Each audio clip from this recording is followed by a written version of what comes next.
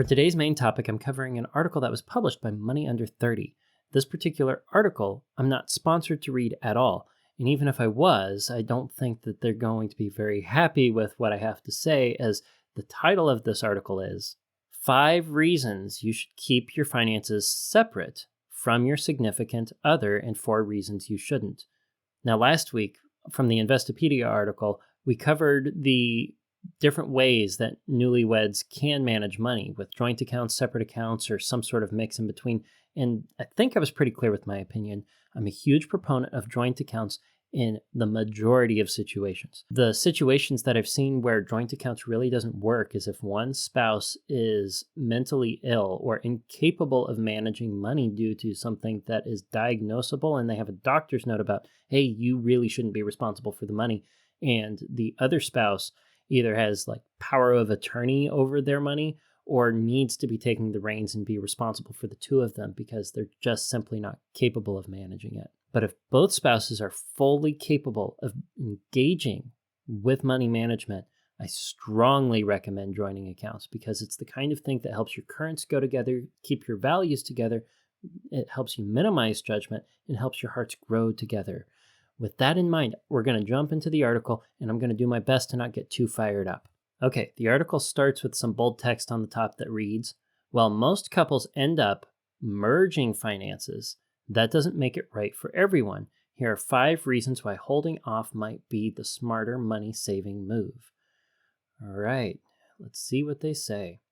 Generally speaking, the vast majority of couples, even unmarried couples, share at least one joint bank account. I hate to stop already, but they mention here that those who are unmarried sharing joint accounts is something that happens. I want to clarify my position. I do not promote the idea of joining accounts before you are married with your significant other. The reason being, legally speaking, is joining accounts gets really messy when you don't have the legal binding and the legal backing of marriage behind you. So you might end up sharing an account or sharing a house or whatever it was that you jointly owned unmarried with a would-be in-law had you been married. So to be clear, you join accounts only after you get married. Until then, everything does indeed stay separate. I'm going to continue with the article now. But that does not mean it's the right move for you. In fact, there are some pretty powerful reasons why you shouldn't merge finances with your partner, at least not yet. Contrary to its core mission, merging your finances could lead to more financial stress, fights, and even jeopardize your credit score. Again, with the credit score, putting credit score above relationship. Heavy stuff, I know, but relationships get stronger when you face the heavy stuff sooner. Agreed. I really do agree with that. So, without further ado, let's explore 5 reasons why you should keep finances separate from your significant other. Number 1, prevent the group project mentality. I wonder what they mean by that. We've all been in that group project where at least one person totally checks out and leaves the bulk of the responsibility to others. If you're not watching on YouTube, they have a GIF of someone totally piecing out and then disappearing from a school desk or something. Unfortunately, that tends to happen in groups of 2 as well, even if they love each other. Once there's a joint account where couples pool money, it's fairly common for one half of the relationship to become the money manager, while the other person loses focus, tunes out, and makes mistakes. It often happens subconsciously, but the end result is the same: conflict. The money manager has the added stress of managing finances for 2 people now, and occasionally feels the need to deliver an uncomfortable lecture. In some cases, the less engaged half of the relationship may even start making less money, overestimating how much their partner is willing to take care of the finances. That's not to say having one household money manager or breadwinner can't work, but keeping separate accounts can help you avoid this stress and conflict in the first place. Oh, where to begin with this? If you go back and you listen to episode 20, I describe how to make budgeting easy in marriage. And part of the thing when you're married is there's one person who's typically more nerdy, more in tune with managing numbers, spreadsheets, and budgets, and the other one is a little bit more of a free spirit, more of a natural, spontaneous person who doesn't enjoy planning as much. And it's not to say that one personality is better than the other. They have their pros and their cons, their strengths and their weaknesses, and together they make a full team. What they're talking about here is how one spouse, the nerd, typically ends up taking the reins. The problem is if the nerd completely leaves the free spirit out of the budgeting process, it is perfectly fine for the nerd to be the main money manager, as they refer to them. I call them the budget drafter, the person who drafts the budget, who comes up with the overall plan and takes the extra time that the free spirit does not care about away from them. At the budget meeting, after the budget is drafted, they come together and they agree on the plan. They talk through it as quickly as possible, and the free spirit provides input. That way, they maintain a level of investment in their financial plan, and they get to understand where they are as a couple with their future financial goals.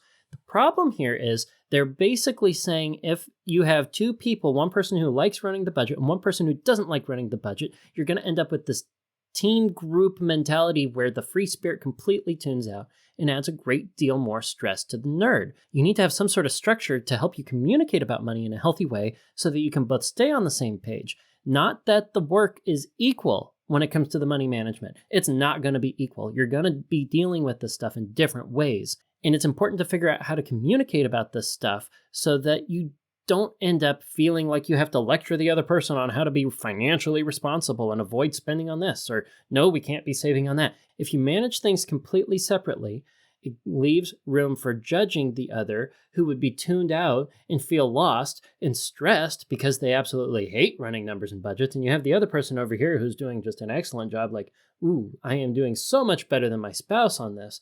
I have figured it out. They really need to grow up and figure this stuff out. It's not a matter of growing up. It really isn't. Shame if you are putting your spouse in a situation where you can hold yourself above them because you think you're financially superior in your management of money. Okay, breathe. We're going to move on to number 2. Fewer fights and surprises. Now, they've got some back and forth dialogue here. I'm going to start with saying, "Hey, babe, FYI, I'm getting my hair done at Serena's next Tuesday." Serena? Doesn't she charge like $120? I was saving up for something. You mean a PlayStation 5? Can't it wait another 2 weeks? Why is it always me who has to wait until our next paycheck? When you have your significant other choose to share a combined pool of money, fights can sometimes break out over how to spend it and when. These can often be exacerbated when one partner doesn't understand or value what the other is trying to spend money on. One spouse might be trying to get a nice haircut to impress the other's parents, while the spouse who's saving up for the PlayStation 5 is just trying to de-stress after the job that they have so that they can play online with their nephew. But without transparency and communication, both partners may feel like the other is spending their shared money superfluously. A 2012 study published in the journal Family Relations found that financial disagreements were the number one predictor of divorce. That's not to say that sharing finances inherently raises or lowers your chances of separating, but rather that you should carefully consider whether sharing accounts will lead to more or less fighting. Okay, in the example that they gave, there's a disagreement that spontaneously comes up in the middle of the month. Hey, I'm going to go get this expensive haircut, but I'm saving for something else, and instant conflict.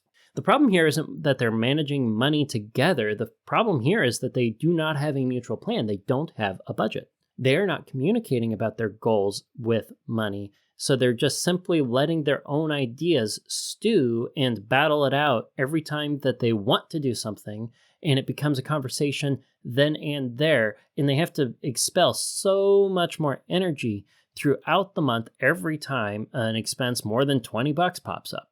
Now, if you had a budget, it would resolve everything, whether they were managing money together or separate. And budgeting is going to be way easier when you're spending from one source and your accounts are joint, because you can see how everything is working together in a simpler way. We talked about that last week. And yes, money fights and money problems are the number one leading cause of divorce, according to that study. But it's also true that simply thinking that your spouse spends money foolishly is the greatest predictor that you're going to separate later, according to another. The one that I think is the most powerful predictor of a couple that is on the rocks with their finances, the judgment that can be held. And that judgment can only be held when you're not mutually agreeing on a plan. If you sat down and ran a budget in the situation they gave, you might have enough money to do the haircut and the PlayStation. You just might have to cut out your eating out a little bit in order to accommodate both. And you need to recognize that a super expensive haircut and a PlayStation are both wants. This gives an opportunity when you have the budget for spouses to say, I care about the haircut. Well, I care about this PlayStation. I don't understand why you care about the haircut. And I don't understand why you care about the PlayStation. But I need to know, how much do you value it relative to this thing that we value together? And when is it that we're going to be willing to make these things happen? It's not a matter of no. You don't tell each other no. You tell each other when, not yet. You come up with a mutual plan of when you can both engage with your wants. And sometimes you can afford a very expensive haircut. Sometimes maybe not this month.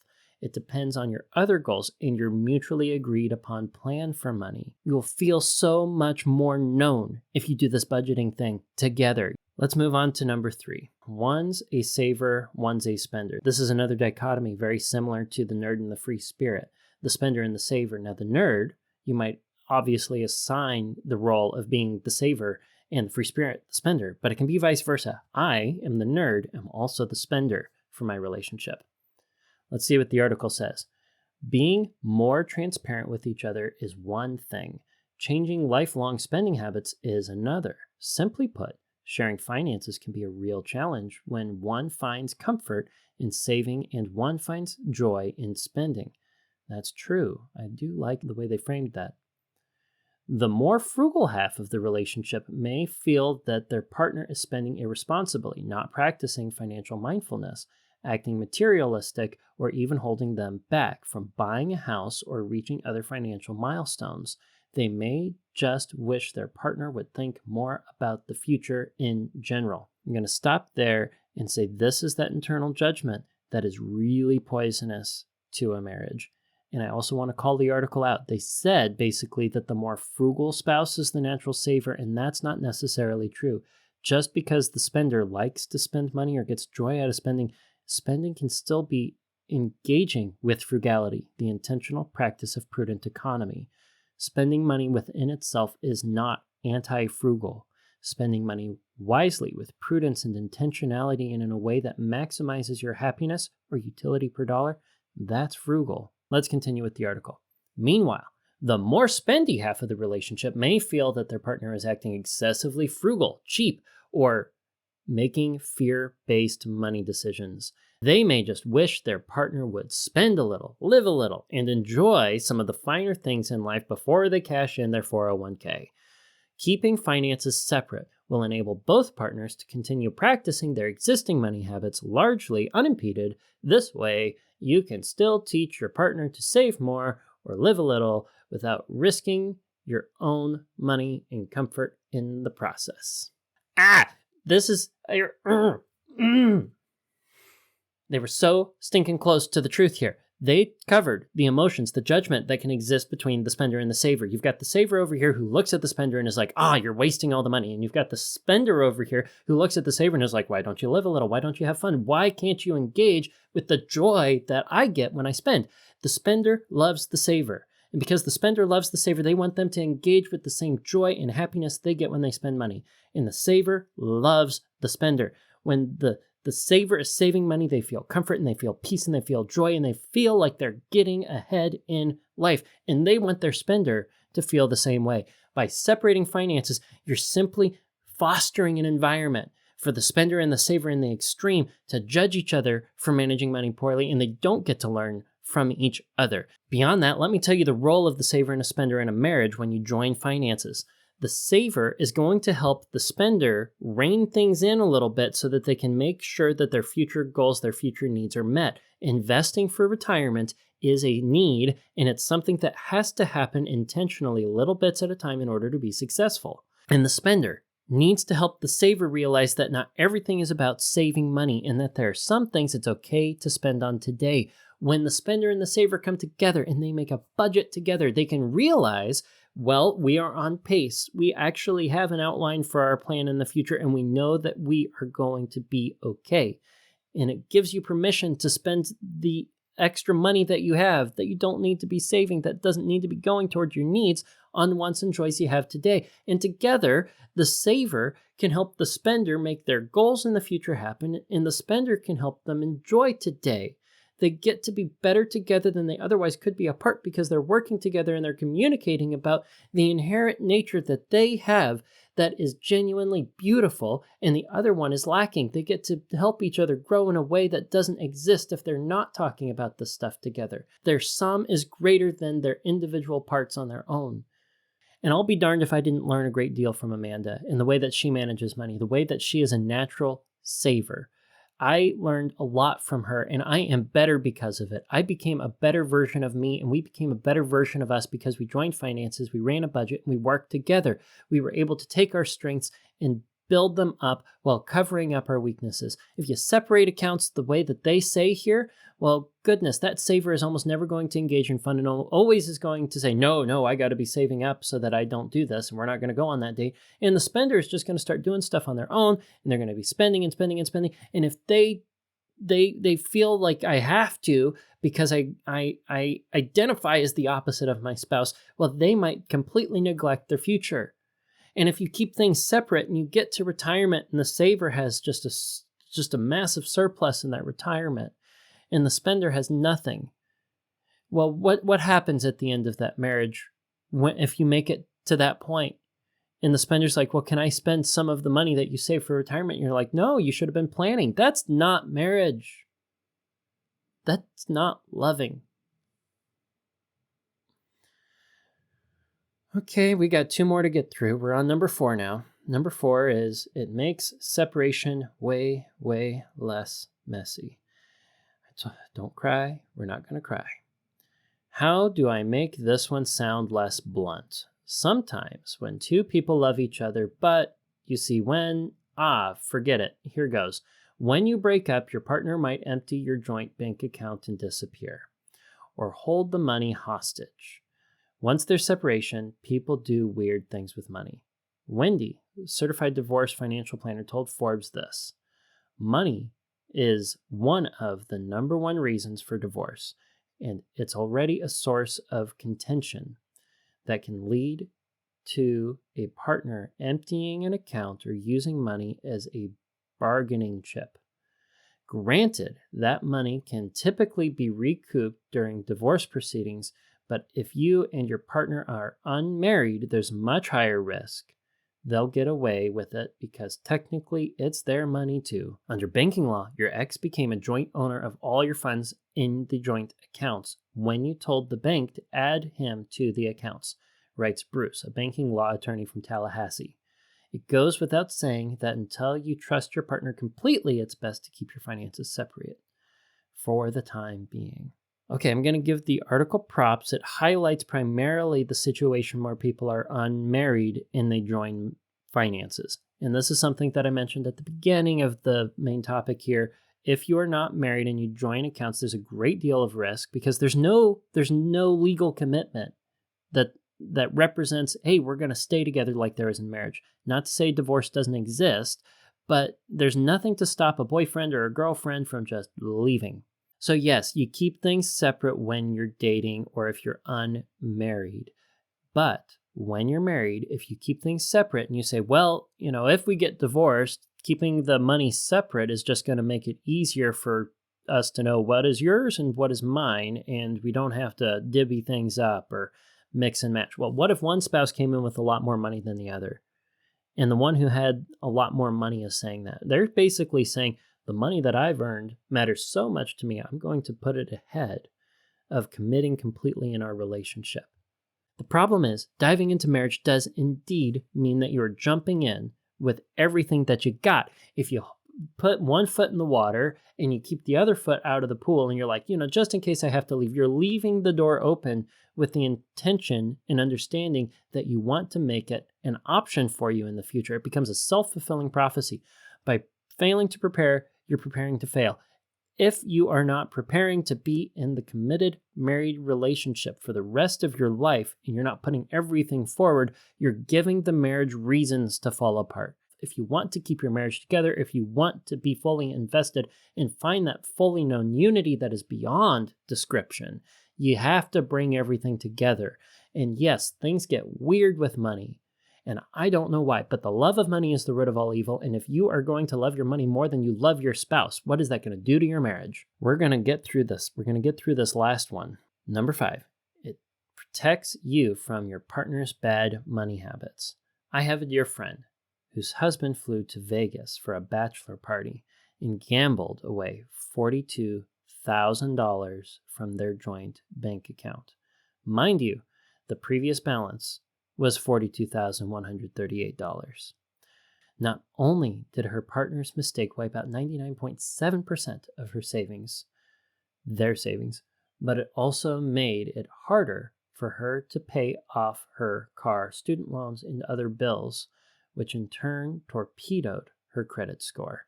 If your partner hasn't learned how to responsibly handle money or suffers from an addiction that leads to overspending, it's best to keep your accounts separate while they get the support they need to build healthier habits. Of course, having separate finances doesn't preclude you from helping them. You can help them pay for rehab or personal finance classes, help them to improve their credit score. Click here to find out how. Don't click there. Or help them establish a healthy budget, all without risking your own financial well-being. Okay, I mentioned that joint accounts works in most cases. The ones where I think separate accounts in marriage are important, where it works, is if you have someone who's diagnosably unable to take care of money, and being a gambling addict would definitely fall under that category. If you have a spouse who is addicted to gambling money, in order to save your marriage and work together, you need to engage on getting help for them to get past that addictive behavior. But what's not okay is trying to keep your accounts separate because you treasure your credit score. If you aren't paying your bills on time, or you're not paying your debts on time because one of you is spending a lot of money, and it's not a mental health problem and it's not a gambling addiction that's leading to it, it is simply mismanaging money with irresponsibility because one of you is acting, at least one of you is acting like a child and spending away the money that you need to cover your needs. Well, that is simply irresponsibility on both of your parts for not planning your money together. You got to get your act together and start writing a budget and living by it. Writing a budget doesn't make everything better. It's got to change your behavior. Writing a budget is a way for you to intentionally say no before you end up having to figure out on the fly how to say no to your impulsive desires. To the article's credit, when merging finances still makes sense.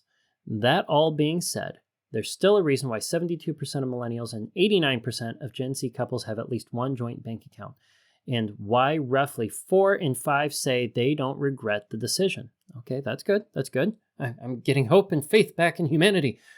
Here are some cases when merging finances still makes a lot of sense. When there's a large income discrepancy, when one of you makes way more than the other, say you're an investment banker and your partner is a student, merging finances might be the best move.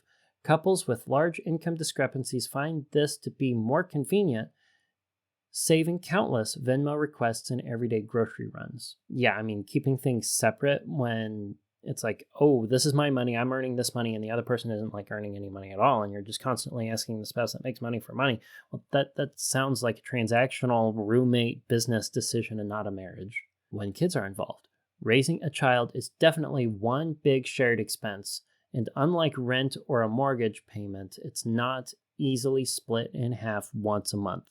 That's why couples with kids end up sharing at least one account for child-related expenses, another for a college fund, or just sharing everything if one partner becomes a stay-at-home parent. We've got a couple more. For joint filing benefits, married couples who file their taxes jointly save time and money. For example, joint filers have higher income thresholds for certain tax brackets, such as the deduction for IRA contributions. Okay. For transparency and feeling of teamwork, now we're getting to the good stuff. Sharing your finances makes it easier to see what your partner is spending on, to hold each other accountable for your goals, ding ding, and to celebrate milestones together, ding ding. My wife and I have pooled our assets together since we were first married, and we feel like a team because of it. says David, Director of Research and Investments at Atlanta's CPC Advisors. We never have friction over who should pay for this or who should pay for that. If we have a great year, we share in the success. And that is possible for pretty much every single married couple or couple that's going to be married listening to this podcast today. And that's what I want for you, because I care for you and you matter and you are deserving of that kind of relationship. The bottom line, the article wraps up. Even though most couples end up merging their finances to some degree, that doesn't make it right for everyone. If you're not sure yet, that's a good sign that you should keep them separate until you've had a long, honest, transparent convo about it. Again, getting through the heavy stuff sooner is what makes relationships last. In closing on that note, here's what I'm going to say. If you have money separate, you're simply not going to address the things that you find disagreeable with your partner's spending habits or the way that they manage money. It's going to bury the problem instead of addressing it and figuring out how to grow through those. They're not necessarily disagreements, but misalignments in your values and misalignments in your understanding of what is good and proper for money management. You're basically sweeping it under the rug. This is the same thing that happens when you don't have a budget and you're engaging with your money, even with a joint account.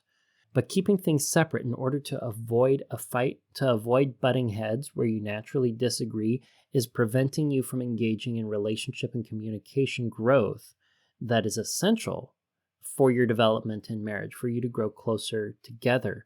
When you avoid that and you kick it down the road, it becomes harder and harder and harder and harder to reconcile. So the first thing you need to figure out is, how are we going to engage in this as soon as possible so that we can reconcile the differences that we have and purge the risk of what could otherwise be the cause of a future failure in your marriage? Getting that risk out of the way and pursuing behaviors that lead to, statistically, a happier marriage. Couples who communicate on a weekly basis about money, not fighting about it, but communicate in a healthy way, are 80% likely to report being in a happy marriage. That means if you are running a budget and you have joint accounts and you're talking about this money stuff on the regular, you're probably going to be in a happy marriage. It makes a huge difference. Now, there's more that I want to say, and I can't cover everything through the podcast material that is important to know when it comes to managing money in marriage. And that's why I developed the workshop, Your Marriage, God's Word, and Money. This is a workshop that's designed to be hosted at your local church, whether I can be there in person or over video. And through this workshop, you will get all of the tools, all of the information, all of the knowledge and wisdom that you need to live out a happy and beautifully frugal marriage. This workshop is designed to help struggling marriages survive and good marriages thrive. There's nothing that you can do to empower your marriage more than purging the money fights and money problems forever. Please, if you want to engage with this workshop, share it with your local church. Go to HopeFilledFinancial.com. There you're going to find a link to the workshop, and you can send it to your church and say, this is something that is going to change marriages for the good of everyone who attends. And it's something that we should be using to support our community and help all of our marriages grow stronger together. With that, I don't know if it's going to be next week, but we're definitely going to do it in the future. I'm going to be asking ChatGPT to write a budget for me and see if artificial intelligence can replace me as a financial coach and help you with your budget. Be sure to subscribe to the HopeFilled Financial Podcast if you don't want to miss that, and especially if it's not going to be next week. And if you haven't already, please like this podcast, share it with your friends and family. Help us with our mission to spread financial literacy to everyone. And until next week, until next Tuesday, budget bravely and enjoy your hope-filled financial future.